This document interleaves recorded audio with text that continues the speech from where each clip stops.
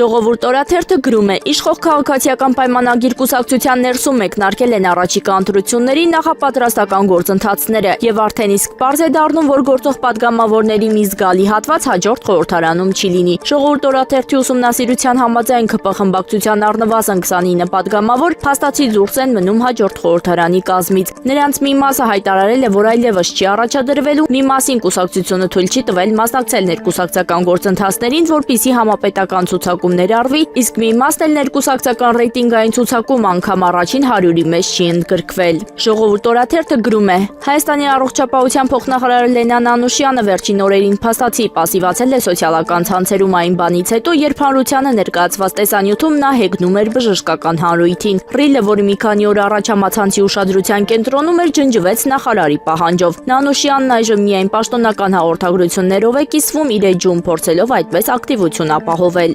Նախարարության ներսում պտտվող տեղեկություններով փոխնախարարի դիրքերը թուլացել են, իսկ քաղաքական թիմում ոմանք արդեն նրան համարում են գնացած։ Հրապարակ թերթը գրում է. բժիշկներն ահազանգում են, որ առողջապահության համընդհանուր ապահովագրության ներդրումից հետո իրենց ծանրաբեռնվածությունը զգալիորեն մեծացել է, սակայն նախորդ ամիսների համեմատ ավելի ցածր աշխատավարձ են ստացել, իսկ ոմանց աշխատավարձը մոտ 50%-ով նվազել է։ Թե ինչ հաշվարկ է գործում, ինչու է բուժաշխատողների աշխատավարձը նվազել, առողջապահության նախարարությունից հստակ պարզաբանում չեն ներկայացնում։ Մենք տեղեկացանք, որ Հայաստան դաշինքը որոշել է աշխատանքային քննարկում անցկացնել ուրբաթ օրը, հրավիրել մի շարք բժշկական կենտրոնների ներկայացուցիչների։ Հրավեր է ուղարկվել նաև առողջապահության նախարար Անահիտ Ավանեսյանին, ՄԻՊ Անահիտ Մանասյանին քննարկելու ստեղծված աբսուրդ իրավիճակը։ Հրապարակ թերթը գրում է. ԿՊ-ական падգամավոր Կարեն Սարուխանյանն իշխող թիմում միակը չէ, որին Նիկոլ Փաշինյանը հորդորել էր թմրանյութի թեստ հանձնել։ Ասում են, նախընտրական ցուցակում էլի կան նման տեխնացուներ, որոնց կասկածում են սիստեմատիկաբար թմրամիջոց օգտագործելու մեջ, եւ Փաշինյանը մի քանիսին էլ է ասել